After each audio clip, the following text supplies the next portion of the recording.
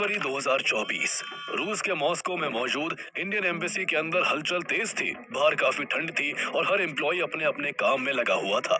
लेकिन वहाँ security assistant के पद पर तैनात एक अधिकारी के दिल में एक अजीब सा खौफ और बेचैनी थी। वो बीते कई महीनों से ऑनलाइन कुछ ऐसा कर रहा था जिससे पूरे देश की सुरक्षा और हजारों सैनिकों की जान खतरे में पड़ सकती थी। वो एक लड़की और चंद रुपयों की खातिर अपनी वफादारी का सौदा कर चुका था, लेकिन वो इस बात से पूरी तरह बेखबर था कि उसकी हर चैट, हर फाइल ट्रांसफर और हर हरकत इंडियन इंटेलिजेंस एजेंसीज की रेडार पर आ चुकी है। इंटेलिजेंस एजेंसीज की पैनी नजरें हजारों किलोमीटर दूर बैठकर भी उसके कीबोर्ड की एक एक की स्ट्रोक को ट्रैक कर रही थी। लेकिन मॉस्को के उस कमरे में बैठे उस आदमी की कहानी अचानक शुरू नहीं हुई थी। उसके पीछे कई सालों की एक ऐसी यात्रा छिपी थी जिसने धीरे धीरे उसे यहाँ तक पहुँचा दिया था। 2000 के दशक में उत्तर प्रदेश के हापुड़ जिले के एक छोटे से गांव शाह मुहिउद्दीनपुर में एक लड़का बड़ा हो रहा था जिसका नाम सतेंद्र सेवाल था। सतेंद्र एक बिल्कुल साधारण परिवार से आता था। उसके परिवार में उसके माता पिता, एक छोटा भाई और दो बहनें थी। वो बचपन से ही पढ़ाई में काफी होनहार था। उसने शुरुआती एजुकेशन गांव के स्कूल से और फिर 12वीं तक की पढ़ाई धौलाना के नवोदय विद्यालय से की। इसके बाद वो मेरठ चला गया, जहाँ से ग्रेजुएशन करने के बाद उसने पूरी शिद्दत से कॉम्पिटिटिव एग्जाम्स की तैयारी शुरू कर दी। जल्दी ही उसकी कड़ी मेहनत रंग लाई और साल 2018 में मल्टीटास्किंग स्टाफ के तौर पर उसे मिनिस्ट्री ऑफ एक्सटर्नल अफेयर्स में नौकरी मिल गई। एक गांव के लड़के का देश के विदेश मंत्रालय तक पहुंचना किसी सपने से कम नहीं था। इस बीच उसकी शादी भी कर दी गई और आगे चलकर उसके बच्चे भी हुए। अब तक सतेंद्र का जीवन पूरी तरह स्टेबल था, समाज में इज्जत थी और करियर की राह बिल्कुल साफ थी। लेकिन तभी वक्त का पहिया घूमा और साल 2021 आया, जो उसकी जिंदगी में एक बड़ा मोड़ साबित होने वाला था। इस साल उसका selection ministry of external affairs के ब्यूरो ऑफ सिक्योरिटी के एक स्पेशल प्रोग्राम के लिए हुआ। यह ब्यूरो सिक्योरिटी असिस्टेंट्स को रिक्रूट करता है जिन्हें कम से कम 2 साल विदेशों में इंडियन मिशंस की सिक्योरिटी अरेंजमेंट संभालनी होती है। सतेंद्र के लिए ये एक गोल्डन अपॉर्चुनिटी थी, क्योंकि अभी उसे सर्विस ज्वाइन किए कुछ ही साल हुए थे और इतनी जल्दी विदेश जाने का मौका मिलना किसी बड़ी अचीवमेंट से कम नहीं था। इसके बाद सतेंद्र IBSA यानी इंडिया बेस्ड सिक्योरिटी असिस्टेंट के पद पर तैनात होकर रूस की राजधानी मॉस्को जा पहुंचा। मॉस्को में मौजूद इंडियन एम्बेसी में सतेंद्र ने अपना काम संभाल लिया और वहां के माहौल और सहकर्मियों के साथ घुल मिल गया। सब कुछ बिल्कुल ट्रैक पर था। घर वाले गर्व से फूले नहीं समा रहे थे कि उनका बेटा सरकार की तरफ से विदेश में सेवा दे रहा है। लेकिन इसी बीच सतेंद्र फेसबुक पर काफी ज्यादा एक्टिव रहने लगा और वहां अपनी लाइफ से जुड़े अपडेट्स शेयर करने लगा। इसके साथ ही उसने अपनी प्रोफाइल के बायो में बड़े गर्व के साथ पब्लिकली मेंशन कर रखा था कि वो फॉरेन मिनिस्ट्री में काम करता है और मॉस्को में रहता है। ये जानकारी किसी भी बाहरी व्यक्ति के लिए एक बड़ा क्लू थी। कोई भी मामूली समझ रखने वाला इंसान ये आसानी से समझ सकता था कि अगर कोई व्यक्ति फॉरेन मिनिस्ट्री में है और मॉस्को में रहता है तो यकीनन वो इंडियन एम्बेसी का हिस्सा है। इस तरह सतेंद्र ने अनजाने में अपनी डिजिटल आइडेंटिटी को पूरी तरह एक्सपोज कर दिया था।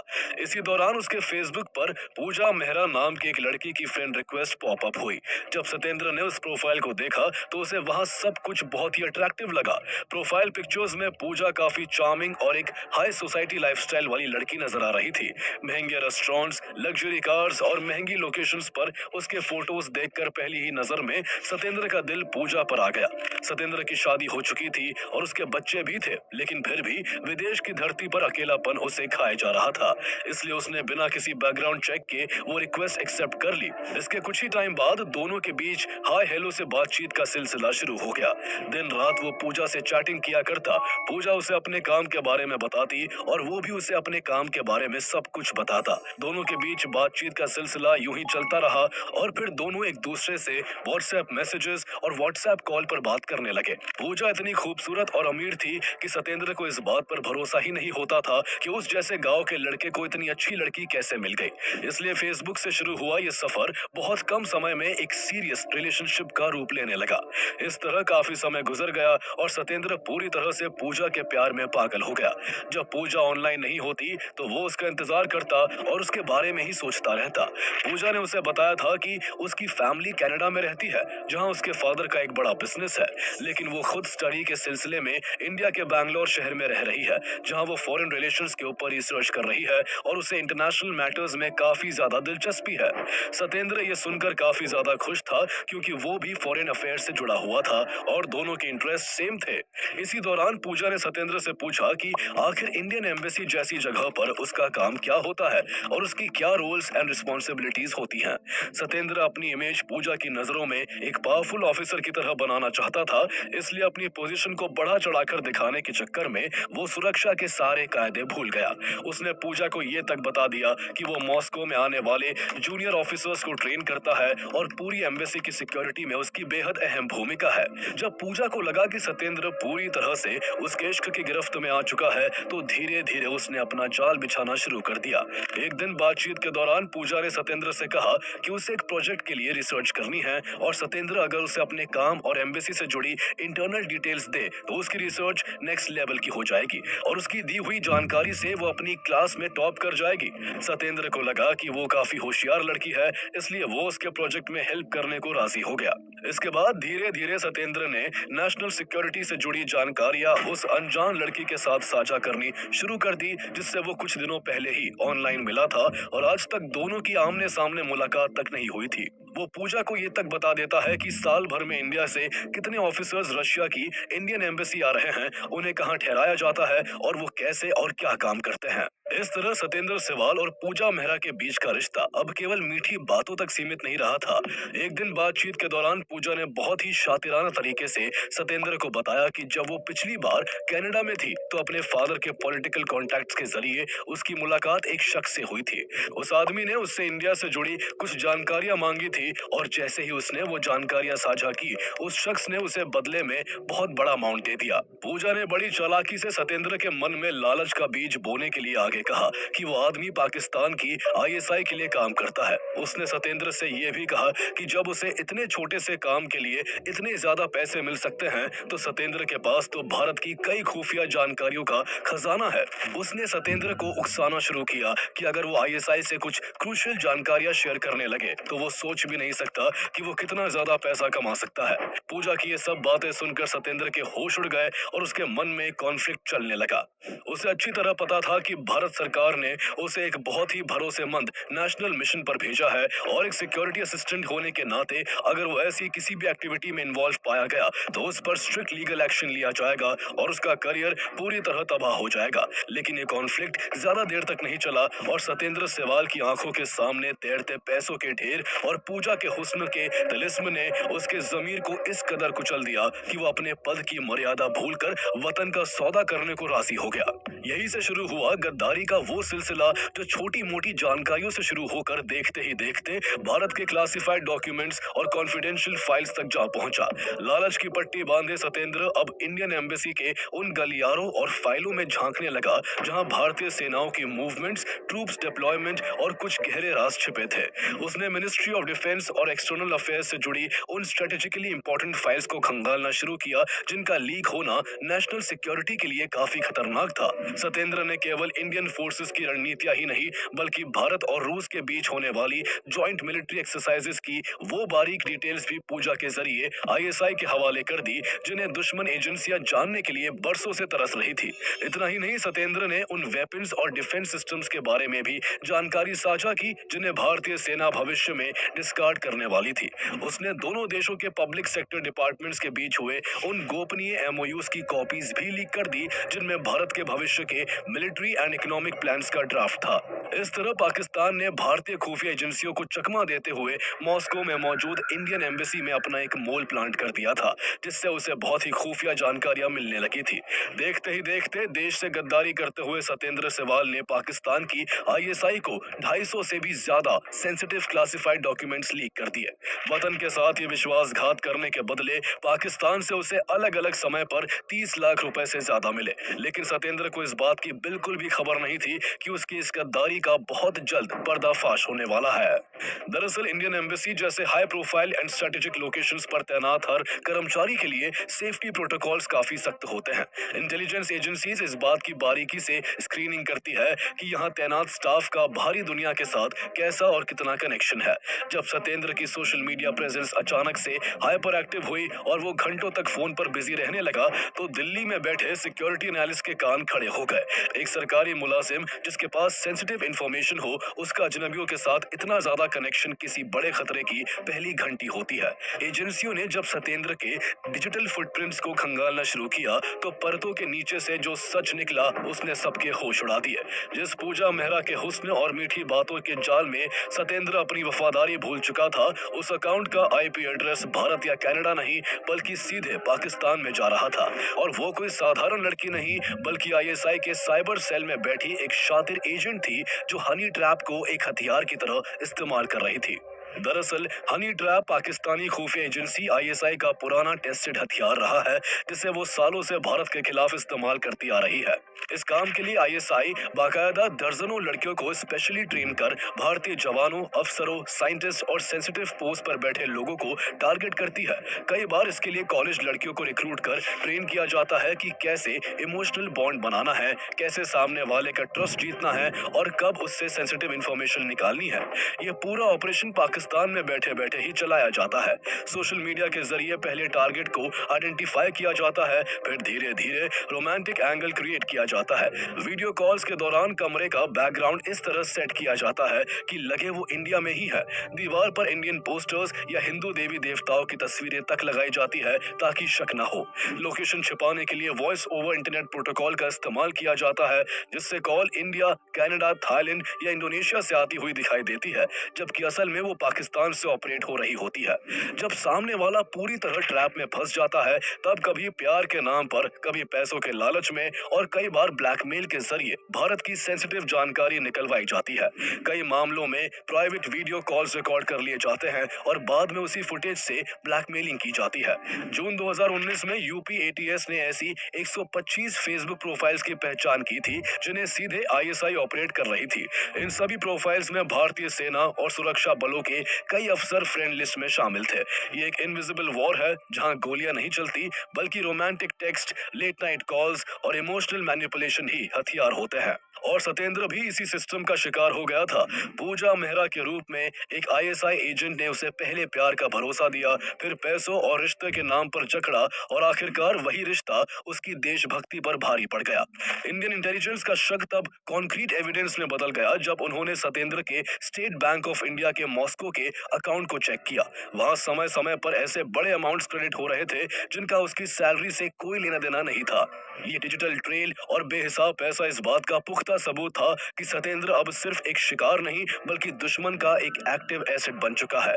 वो भारतीय सेना के हथियारों और रणनीति समझौतों की जानकारी पाकिस्तान को कौड़ियों के भाव बेच रहा था। उसे लग रहा था कि उसके इस विश्वासघात की किसी को कभी भनक तक नहीं लगेगी, लेकिन उसे ये नहीं पता था कि भारत की इंटेलिजेंस एजेंसीज अब लगातार उसकी हर एक्टिविटी पर पैनी नजरें बनाए हुए थी और उसकी ऑनलाइन प्रेजेंस को दिन भर मॉनिटर किया जा रहा था।